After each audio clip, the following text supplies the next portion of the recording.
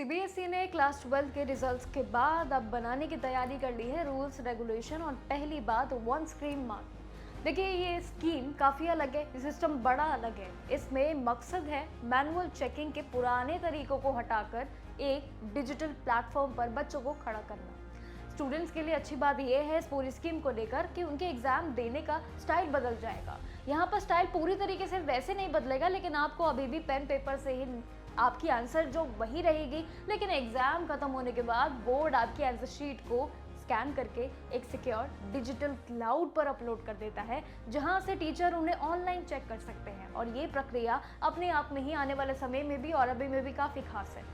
इससे physical bundles को पूरी तरीके से एक जगह से दूसरी जगह भेजने की खतरे की ज़रूरत भी नहीं पड़ती है और ना ही मेहनत करनी पड़ती है। दोनों काम यहाँ पे ख़त्म हो जाते हैं। इस सिस्टम के आने से अब टीचर्स को मार्किंग सेंटर्स पे जाने की ज़रूरत भी नहीं पड़ती है, यानी कि अब घर बैठे डिजिटली सारी चीज़ें, लेकिन अपने में ही स्कूल एक सिक्योर क्रेडेंशियल यूज़ करके कॉपीज चेक कर सकते हैं। ये भी नियम है जिससे वो अपनी रेगुलर टीचिंग और चेकिंग दोनों को काफ़ी प्रॉपर तरीके से बैलेंस रख सकते हैं। लेकिन सबसे बड़ा फ़ायदा क्या है यहाँ पर? Automatic calculation. ये बहुत बड़ा फ़ायदा है इस पूरे सीबीएसई मोड में। पहले टीचर्स को मैनुअली मार्क्स टोटल करने पड़ते थे, काफ़ी मेहनत लगती थी, समय भी लगता था और जिसमें गलती की गुंजाइश भी ज़रूर रहती थी, कुछ थोड़ी बहुत। लेकिन अब सिस्टम खुद पे खुद एक ऐसा मार्क्स जोड़ने वाला बन चुका है, इसका रिजल्ट बिल्कुल एक्यूरेट हो चुका है डिजिटल की वजह से। वही ह्यूमन एरर की अब कोई भी गलती की गुंजाइश बिल्कुल नहीं है। डिजिटल मार्किंग की वजह से अब रिजल्ट भी पहले से ज़्यादा एक्यूरेट और इजी तरीके से आएगा। वर्ल्ड डेटा के मुताबिक पहले जिस चेकिंग प्रोसेस में 12 दिन लगते थे, अब वो सिर्फ 9 दिन में ये पूरा हो रहा है ना? बिल्कुल अलग सिस्टम। अब इसका सीधा फायदा स्टूडेंट्स को ज़रूर मिलता है क्योंकि रिजल्ट जल्दी अनाउंस हो जाता है। साथ ही दूसरा ऑप्शन, मार्क्स का कैलकुलेशन भी इतने परफेक्ट तरीके से होते हैं कि गलतियां बिल्कुल नहीं होती हैं। और तीसरा कि इसके बाद वेरिफिकेशन यानी कि रीचेकिंग काफ़ी डिमांड उसकी हाई भी हो जाती है। तीनों सिस्टमैटिकली यहाँ पे बैलेंस्ड है।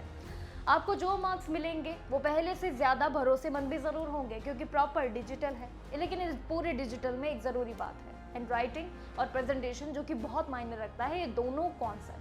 क्योंकि एग्जामिनर जो परीक्षा देते हैं उनकी जगह कंप्यूटर स्क्रीन पर हाई रेजोल्यूशन स्कैन देखते हैं। लेकिन इस पूरे डिजिटल शिफ्ट में एक ज़रूरी खास अपडेट है और वो है हैंड राइटिंग और प्रेजेंटेशन, ये दोनों का मजबूत जोड़ और उन दोनों का ही मेहनत।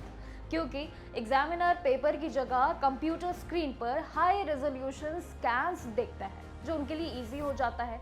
और इसीलिए अगर आपने काट पीट कर भी अगर गलत तरीके से लिखा होगा तो वो भी उन्हें पढ़ने में काफ़ी दिक्कत हो सकती है।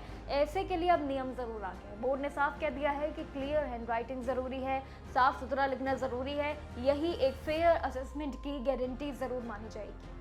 देखिए सीबीएसई ने इस पूरे नए सिस्टम के लिए टीचर्स को पूरी ट्रेनिंग दे दी है और किसी भी टेक्निकल प्रॉब्लम्स के लिए भी स्पेशल सपोर्ट टीम बना दी गई है ताकि पूरा का पूरा प्रोसेस बहुत ज़्यादा इजी, ट्रांसपेरेंट और एक्यूरेट रहे।